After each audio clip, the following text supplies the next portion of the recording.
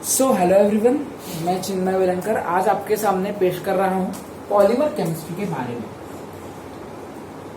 सो polymer मतलब क्या? Poly means many and मर मीन्स यूनिट। सो हमारे पास यहाँ पर पॉलीमर मेनी यूनिट्स से बना हुआ एक प्रोडक्ट है जो हम कमर्शियल दुनिया में यूज करते हैं। सो पॉलीमर से पहले हमको समझ में आना चाहिए मोनोमर क्या होता है। मोनोमर मतलब एक सिंगल यूनिट जिसको अगर हम लोग n टाइम्स जोड़ेंगे, n टाइम्स जोड़ने के बाद हमारे पास प्रोडक्ट आएगा पॉलीमर। मतलब अगर हम लोग मोनोमर प्लस मोनोमर ऐसा करते जाएंगे तो हमारे पास आएगा पॉलीमर, जो हम लोग डेली इसमें यूज करते हैं। पॉलीथीन, प्लास्टिक्स, रबर, वो सब हमारे पास पॉलीमर के कैटेगरी में गिरते हैं। तो यहाँ पर बेसिक आइडिया थी पॉलीमर्स मोनोमर्स से बने हुए हैं। पॉली मतलब मेनी, मर मीन्स यूनिट। सो नेक्स्ट जो पॉलीमर चैप्टर है वो डिवाइडेड है क्लासिफिकेशन के बेसिस पर। तो हम लोग पहले देखेंगे polymers classified based on the source. Based on the source हमारे पास नेचुरल सोर्स है, फ्रॉम नेचर। सेकेंड सिंथेटिक और artificial, and third is semi synthetic. यहां पर पॉलीमर ये chapter based on source classified होता है नेचर के बेसिस पे। मतलब जो पॉलीमर्स में नेचर से ऑब्टेन्ड हम लोग करते हैं उसको हम लोग बोलते हैं नेचुरल पॉलीमर। नेचर के भी दो हिस्से हैं, एक एनिमल और एक प्लांट्स। एनिमल से हमें क्या मिलता है? वूल, वो एक पॉलीमर है। प्लांट से कॉटन पॉलीमर है। सिंथेटिक मतलब जो जो चीज आप थैली, रबर, जो जो यूज करते हैं वो सब सिंथेटिक में आता है। पॉलीथीन हम लोग बोलते हैं polythene, but it is chemically actually polyethene, that is plastic bags और बॉटल्स एक्सेट्रा। उसके बाद हमारे पास सेमी सिंथेटिक डिवीजन मतलब सेमी सिंथेटिक क्लासिफिकेशन आता है, जो ऑब्टेन करते हैं हम लोग नेचर से, प्लस मैनमेड क्रिएशन मतलब मैनमेड हम लोग उसमें केमिकल रिएक्शंस करवाते हैं, उसको हम लोग बोलते हैं semi synthetic polymers classified based on source. तो सोर्स पे ध्यान रखो, सोर्स पे 3, प्लांट, एनिमल जो नेचुरल है, उसके बाद सेकेंड थिंग हमारे पास आती है semi synthetic, third is synthetic. तो उसके बाद नेक्स्ट हमारा क्लासिफिकेशन है बेस्ड ऑन स्ट्रक्चर। स्ट्रक्चर के बेसिस पर हमारा सेकेंड क्लासिफिकेशन आता है। First is straight chain polymer. तो स्ट्रेट चेन पॉलीमर मतलब अगर हम लोग एग्जांपल लेंगे कार्बन इन स्ट्रेट लाइन, यहां पर कौन सा भी आपको ब्रांच नहीं दिख रहा है, मतलब नीचे से ऊपर से वगैरह, तो यहां पर अगर कार्बन स्ट्रेट लाइन में है n टाइम्स, तो उसको हम लोग बोलते हैं स्ट्रेट चेन पॉलीमर। सेकेंड आता है स्ट्रेट चेन पॉलीमर के बाद ब्रांच्ड पॉलीमर। इस वर्ड से आप लोग मीनिंग समझ गए होंगे। ब्रांच पॉलीमर मतलब कार्बन अगर एग्जांपल बॉन्ड लिया तो उसके नीचे ब्रांच आ जाएगी, CH3 का, एनिलीन का, NH2 का, नाइट्रेट का, NO2 का, और अगर ये n टाइम्स होगा तो उसको हम लोग बोलते हैं ब्रांच्ड पॉलीमर। उसके बाद थर्ड टाइप हमारे पास आता है, उसको हम लोग कॉम्प्लेक्स पॉलीमर बोलते हैं या सेल्फ लिंकेज पॉलीमर बोलते हैं। थर्ड टाइप स्ट्रक्चर पे है सेल्फ लिंकेज या कॉम्प्लेक्स पॉलीमर या नेटवर्क पॉलीमर। क्योंकि ये पॉलीमर हमारे पास एग्जांपल लेंगे बेकलाइट, ये एक पॉलीमर है, बाद में मैं इसका स्ट्रक्चर और फॉर्मेशन बताऊंगा। तो यहां पर क्या होता है, कौन सी भी पॉलीमर की जो चेन होती है वो एकदम मिक्स्ड होती है, नेटवर्क क्रिएट होता है, इसके लिए हम लोग इसको बोलते हैं branched polymer, self linkage polymer, complex branch polymer. Example हमारे पास बेकलाइट। उसके बाद स्ट्रक्चर पे ये 3 डिवीजन हुए। उसके बाद हम लोग देखेंगे पॉलीमराइजेशन प्रोसेस पे डिवाइडेड क्लासिफिकेशन। पॉलीमराइजेशन पे फर्स्ट है एडिशन पॉलीमर। क्या है? Addition polymer. सेकंड है हमारे पास कौन सा है बताओ भाई? एडिशन पॉलीमर हमारे पास फर्स्ट पॉलीमर है। सेकेंड पॉलीमर है हमारे पास है कंडेंसेशन पॉलीमर।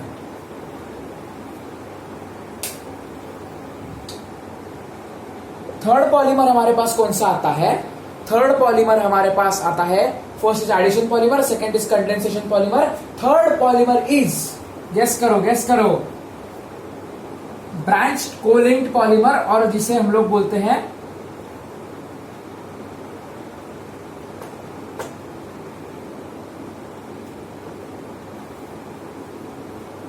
या चौथा टाइप हमारे पास आता है fourth structure type. Fourth type हमारे पास आता है रिंग ओपनिंग पॉलीमर। तो यहां पर मैं बेसिक से बताऊंगा पॉलीमराइजेशन प्रोसेस होता क्या है और इसमें क्या सब टाइप्स है। फर्स्ट है एडिशन पॉलीमर, मतलब हम लोग यहां पर एग्जांपल लेंगे इथिलीन का, पॉलीइथिलीन का। हम लोग यहां पर CH2 डबल बॉन्ड को ऐड करते जाएंगे, CH2 डबल बॉन्ड को हम लोग ऐड करते जाएंगे। ये एडिशन होने के बाद इसका डबल बॉन्ड टूट जाएगा, फिर यहां पर हमारे पास तैयार होगा N टाइम्स CH2 इसको एडिशन किया हमने। इसके बाहर कोई घटक या कोई अल्कोहल, ऑक्सीजन कुछ इवॉल्व नहीं हुआ, इसलिए हम लोग बोलते हैं एडिशन पॉलीमर। एडिशन पॉलीमर के बाद हमारे पास आता है कंडेंसेशन पॉलीमर। कंडेंसेशन पॉलीमर मतलब एग्जांपल अगर आप लोग हैलोजन डेरिवेटिव से लोगे, RH plus NaI is equal to RI plus NaX।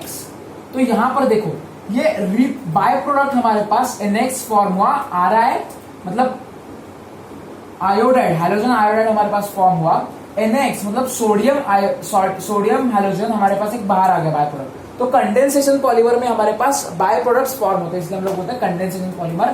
Third हमारे पास टाइप है रिंग ओपनिंग पॉलीमर। आप लोग रिंग ओपनिंग पॉलीमर का एग्जांपल लोगे पॉलीथीन के स्ट्रक्चर में फर्स्ट, और सेकंड हमारे पास रिंग ओपनिंग पॉलीमर का नाइलॉन 6 में आएगा। ये पॉलीइथीन का फॉर्मेशन बहुत तरह से होता है, हम लोग बेसिक में पॉलीइथीन का फॉर्मेशन देखेंगे, नाइलॉन 6 हम लोग देखेंगे रिंग ओपनिंग पॉलीमर में।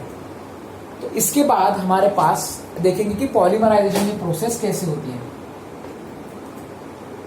पॉलीमराइजेशन प्रोसेस मतलब आप थोड़ी ना एक अगर हमने C2H5 बॉन्ड लिया, उसको हमने जोड़ते गए और पॉलीमर फॉर्म हो गया, ये लो CH2 डबल बॉन्ड लो, प्लास्टिक बन गया, ऐसा थोड़ी ना बनता है। पॉलीमराइजेशन एक प्रोसेस है पॉलीमराइजेशन, जिसमें फर्स्ट हमारे पास आयन फॉर्मेशन होता है।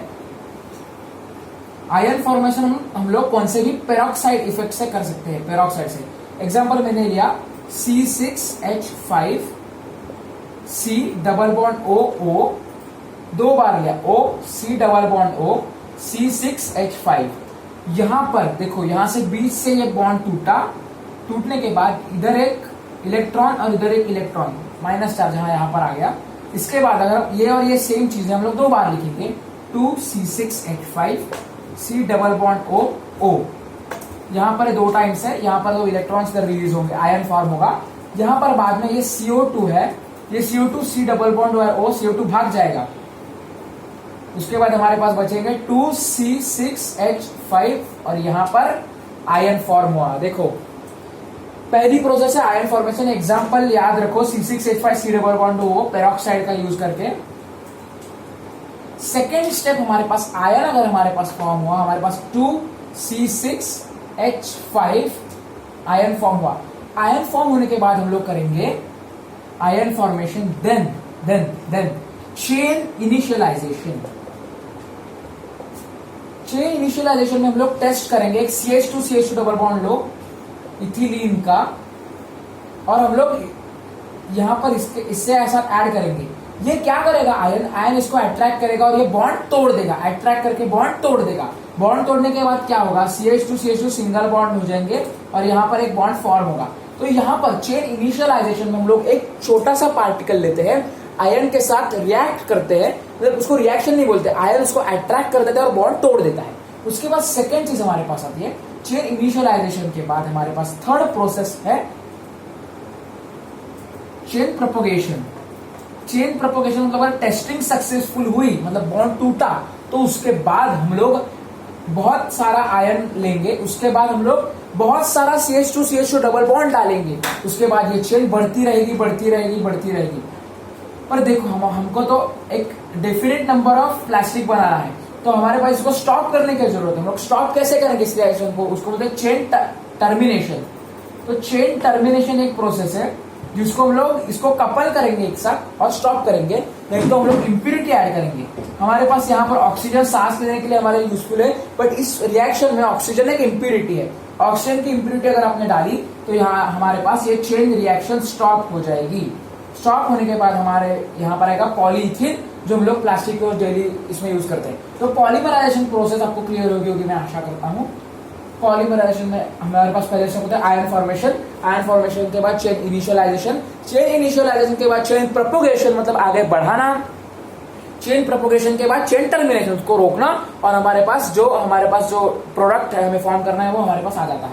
उसके बाद हम लोग देखेंगे ये सब बेसिक प्रोसेसेस होने के बाद हम लोग जाएंगे फर्स्ट रबर, नेचुरल रबर के फॉर्मेशन पे। नेचुरल रबर फॉर्म कैसे होता है, एग्जाम में ये 3 मार्क के लिए आता है, और इसका जो मोनोमर है, पॉलीमर है, इसका डेफिनेशन, इसका स्ट्रक्चर जेई मेन से सीटी में आ सकता है। तो नेचुरल रबर एक मोनोमर से बना है जिसका नाम है आइसोप्रीन, जिसका नाम है आइसोप्रीन। याद रखो, आइसोप्रीन को आप 2-मिथाइल ब्यूटाडाइइन भी लिख सकते हैं, 2-मिथाइल ब्यूटाडाइइन। यहां पर हम लोग इसका स्ट्रक्चर बनाते हैं और नेचुरल रबर कैसे फॉर्म होता है वो देखेंगे। अब 2-मिथाइल ब्यूटाडाइइन कंसेप्ट बता रहा हूं। ब्यूटाडाइइन, ब्यूट मींस 4 कार्बन, सो यहां पर हम लोग 4 कार्बन पहले लेंगे। डाई मतलब 2 बार, इन मतलब डबल बॉन्ड, तो यहां पर हम लोग डबल बॉन्ड दिखाएंगे। उसके बाद वैलेंसी सेटिस्फाई करेंगे। उसके पहले 2 मिथाइल हम लोग सेकेंड पोजीशन पे CH3 मिथाइल हमारे पास है। तो यहाँ पर हमारे पास 1 2 3 4 बॉन्ड सेटिस्फाई हो गए। यहाँ पर 2 बॉन्ड, इसलिए 2H यहाँ पर आएगा। यहाँ पर 1 2 इधर H आएगा। यहाँ पर 1 2 3 4 H2 आएगा। तो यहाँ पर हमारे पास पहले इसका मोनोमर बन गया, आइसोप्रीन इसको हम लोग बोलते हैं। और मोनोमर को पॉलीमर में कन्वर्ट करने के लिए पहली सिंपल चीज होती है डबल बॉन्ड को तोड़ना। डबल बॉन्ड को तोड़ने के बाद जो स्ट्रक्चर हमारे पास आता है सिंगल बॉन्ड का, CH2, इसको मैंने लिखा है, डबल बॉन्ड थोड़ा सिंगल बॉन्ड रह गया, C CH3 C CH, single bond, double bond को तोड़ा C CH2, ये हो गया हमारे पास बेसिक स्ट्रक्चर इसका। इसके बाद एक इंपॉर्टेंट स्टेप है, ये जो मोनोमर आइसोप्रीन है ना, उसका जो पॉलीमर बनता है नेचुरल रबर, उसको हम लोग सिस आइसोमर के फॉर्म में लेते हैं, सिस आइसोमर के फॉर्म में लेते हैं। अब सिस आइसोमर क्या है आपको पता चलेगा। ये हमारे पास एक स्ट्रक्चर बन गया बॉन्ड तोड़ने के बाद, इसका आईयूपीएसी लिखने के बाद। तो यहाँ पर ये 2 हमारे पास कार्बन है, यहाँ पर 2 CH2 है और एक H है और एक CH3 है। तो हम लोग क्या करेंगे, CH2 इधर अटैच होगा, यहाँ पर एक H अटैच होगा, ये बचा हुआ H, ये 2 C हमने इधर सेटिस्फाई कर लिए, ये CH2 हमने सेटिस्फाई कर लिया। अब CH3 लिखना है, वो CH3 इधर आएगा। तो यहाँ पर जो चीज हमारे सामने बनते हैं ये सिस आइसोमर से फॉर्म होता है, मतलब कौन से भी एक साइड पे तुम्हारा CH2 बॉन्ड आना चाहिए एक साइड पे, या तो वर्टिकल या तो हॉरिजॉन्टल साइड। तो यहाँ पर एक सिस आइसोमर फॉर्म हुआ और मोनोमर आइसोप्रीन से हमने बनाया नेचुरल रबर। तो ये आपको कंसेप्ट ध्यान में रखना है, सिस आइसोमर से बनता है नेचुरल रबर, आइसोमेर इसका, आइसोप्रीन इसका मोनोमर है। तो नेचुरल रबर फॉर्मेशन के बाद हमारे पास नेक्स्ट स्टेप आती है पॉलीइथीन, PAN मीन्स ऑर्लॉन, पॉलीएक्रिलोनाइट्राइल, और थर्ड इज टेफ्लॉन, PTFE। इसके मतलब इसको कैसे बनाते हैं हम लोग इस वीडियो में अभी सीखेंगे। तो इसके लिए बेसिक कंसेप्ट है, हम लोग प्रिपरेशन ऑफ एडिशन पॉलीमर्स देखेंगे, प्रिपरेशन ऑफ एडिशन पॉलीमर।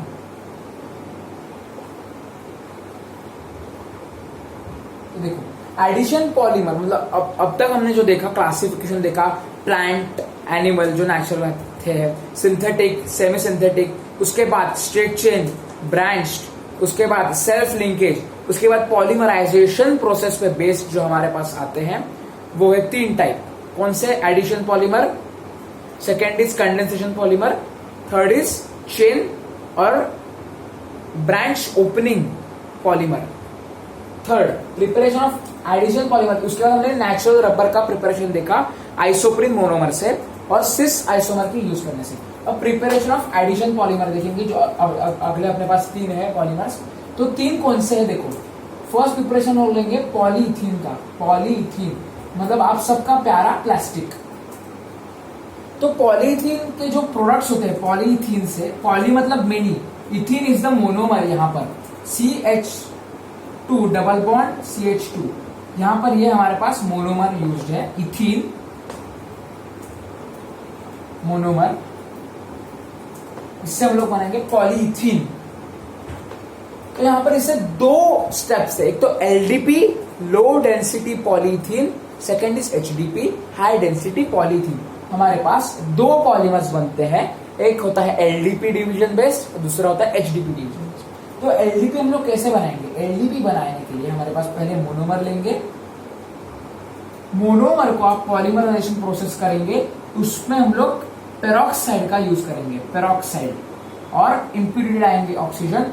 उसके बाद हमारे पास बुक में डायरेक्ट दिया है LDP।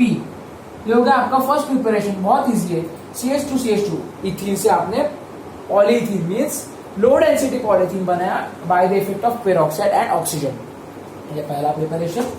हमारे पास सेकेंड प्रिपरेशन है, यही मोनोमर है CH2 double bond CH2, but यहां पर एक अलग कैटलिस्ट यूज हो रहा है जिसका नाम है जिगलर नट्टा। जिगलर नट्टा, इस कैटलिस्ट की आपको इंफॉर्मेशन देता हूं। जिगलर नट्टा में टाइटेनियम टेट्राक्लोराइड और C2H5 3 टाइम्स एल्यूमिनियम, ये जिगलर नट्टा में प्रेजेंट होता है और इसका यूज करके हम लोग बनाते हैं HDP हाई डेंसिटी पॉलीमर। अब लो डेंसिटी पॉलीमर हम लोग प्लास्टिक के जो लो क्वालिटीज होते हैं, मतलब एकदम पतली क्वालिटीज होते हैं, उसको हम लोग यूज करते हैं। हाई डेंसिटी पॉलीमर हम लोग यूज करते हैं एकदम हार्ड वाले बॉटल्स के लिए, टप्परवेयर के बॉटल्स के लिए। तो ये हमारा बेसिक कंसेप्ट हुआ फॉर्मेशन के। इसके बाद पॉलीइथीन के बाद हमारे पास आता है ऑर्लॉन। ऑर्लॉन को हम लोग आर्टिफिशियल वुल भी बोलते हैं। इसको हम लोग PAN से रिप्रेजेंट करते हैं, मतलब इसका पॉलीएक्रिलोनाइट्राइल, ये पॉलीमर है इसका नेम, और एक्रिलोनाइट्राइल से हमारा बनता है। इसको टेक्निक याद करने की, इसको लिखना है हमें CN, मतलब यहां पर हमारे पास साइनाइड का यूज होता है। तो इसका फॉर्मेशन कैसा होता है? विनाइल साइनाइड मोनोमर है, मतलब एक्रिलोनाइट्राइल हमारे पास मोनोमर है, CH2 डबल बॉन्ड CHCl, ये हमारा मोनोमर।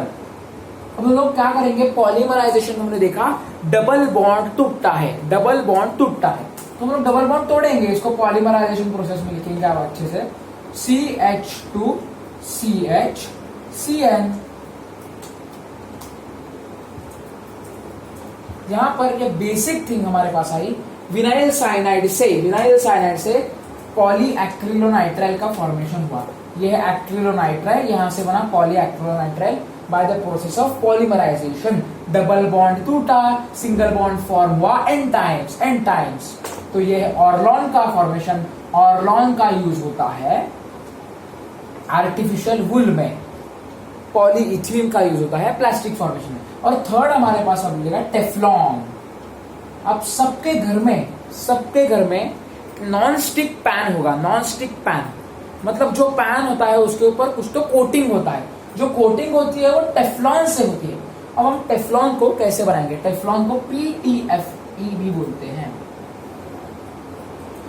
PTFE उसका पॉलीमर है, पॉली टेट्राफ्लोरोइथीन उसका नाम है, पॉली टेट्राफ्लोरोइथीन। वो बनता है टेट्राफ्लोरोइथीन से CF2 डबल बॉन्ड CF2। बस ये हमारे पास है मोनोमर। आपको कंसेप्ट तो पता है, पॉलीमराइजेशन में मोनोमर क्या करता है? उसका डबल बॉन्ड है तो तोड़ देता है। तो हम लोग यहां पर लिखेंगे CF2 double bond CF2। Polymerization process में बॉन्ड टूट गया, CF2 single bond CF2, bond यहां पर भी ऐड हो जाएगा n टाइम्स। एकदम इजीली हो गया, अपना टेफ्लॉन बन गया। टेफ्लॉन का यूज होता है किसमें? बाइक पे ऊपर जो कवर होता है उसको भी, उसमें भी यूज होता है, और घर में नॉन स्टिक कुकवेयर में भी यूज होता है टेफ्लॉन का यूज। ये हमारा एडिशन पॉलीमर का प्रिपरेशन यहाँ पर खत्म हुआ। उसके बाद हम लोग देखेंगे बेसिक नायलॉन 66 का प्रिपरेशन। ये बहुत इंपॉर्टेंट है, नायलॉन 66 का प्रिपरेशन। नायलॉन 66 का प्रिपरेशन 2 मोनोमर्स से होता है। वो मोनोमर्स है हेक्सामिथिलीन डायमाइन, हेक्सामिथिलीन डायमाइन, और second adipic acid. Second is adipic acid. ये याद रखना ही पड़ेगा आपको क्योंकि एग्जाम में आने के चांसेस बहुत है। नायलॉन 66 का प्रिपरेशन, देखो कंसेप्ट याद रखो मोनोमर्स को याद रखने का। ये 66 क्या डिनोट करता है? दोनों भी मोनोमर्स में 6 कार्बन प्रेजेंट है। 6 मतलब हेक्सा मिथाइलिन डायमाइन, और इधर एडिपिक एसिड में भी 6 कार्बन यूज हमारे पास है। तो ध्यान रखो हेक्सामिथिलीन diamine adipic acid, हेक्सामिथिलीन diamine adipic acid. तो देखो हेक्सामिथिलीन डायमाइन का स्ट्रक्चर कैसे बनाए। आपको मिथाइल ग्रुप तो पता है, मिथाइल मतलब CH3, हेक्सामिथाइल मतलब 6 टाइम्स, डायमाइन मतलब 2 बार अमाइन ग्रुप NH2 ग्रुप यहां पर हमारे पास है। तो ये हुआ हेक्सामिथिलीन डायमाइन। इसमें हम लोग एडिपिक एसिड ऐड करेंगे। एडिपिक एसिड का फॉर्मूला होता है COOH single bond CH3 4 times COOH। अब लोग ध्यान से देखो इस रिएक्शन को, यहां पर ये H और ये H यहां पर ट्रांसफर होगा और ये H यहां पर ट्रांसफर होगा। क्या होगा देखो, पहले धातु को मोनोमर हेक्सामिथिलीन डायमाइन, सेकंड है एडिपिक एसिड। हेक्सामिथिलीन डायमाइन मतलब methyl group 6 times, NH2 means 2 बार अमाइन डायमाइन। उसके ऊपर उसके बाद एडिपिक एसिड में 4 CH3 है, इधर 6 CH3 है। यहाँ पर COOH single bond CH3 4 times COOH ध्यान रखो। फिर यहाँ पे क्या होगा, हाइड्रोजन यहाँ पर भाग जाएगा, हाइड्रोजन यहाँ पर भाग जाएगा। इसके बाद क्या फॉर्म होगा आप देखो, हाइड्रोजन यहाँ पर का एक प्लस चार्ज हमारे पास यहाँ पर आ गया, NH3 प्लस CH3 6 टाइम्स, यहां पर भी ये हाइड्रोजन आ जाएगा NH3 प्लस। अब देखो यहां पर क्या होगा, ये एडिशन होने के बाद ये COO है ना, तो C डबल बॉन्ड O, ठीक है। उसके बाद ये CH3 4 टाइम्स, ये भी सेम हो जाएगा C डबल बॉन्ड O। तो ये बेसिक हमारे पास कंसेप्ट। देखो हमने क्या किया, हेक्सामिथिलीन डायमाइन लिखा, उसके बाद एडिपिक एसिड लिखा, फिर एडिपिक एसिड के जो COOH के जो 2 हाइड्रोजन है उसको हमने अमाइन में ऐड किया, अलग अलग अमाइन में ऐड करने के बाद NH3 प्लस, उसके बाद सेम स्ट्रक्चर लिखो, ये लिखो NH3 प्लस, उसके बाद ये CO बच गया क्योंकि हाइड्रोजन इधर ऐड हो गया, CO को क्या लिखेंगे C डबल बॉन्ड O, उसके बाद ये CH3 4 टाइम्स, उसके बाद फिर से C डबल बॉन्ड O, इधर जगह नहीं मैंने नीचे लिखा, फिर से आपको मैं लिख के दिखाता हूँ। यह हमारे पास स्ट्रक्चर बन गया, देखो यहाँ पर NH3 प्लस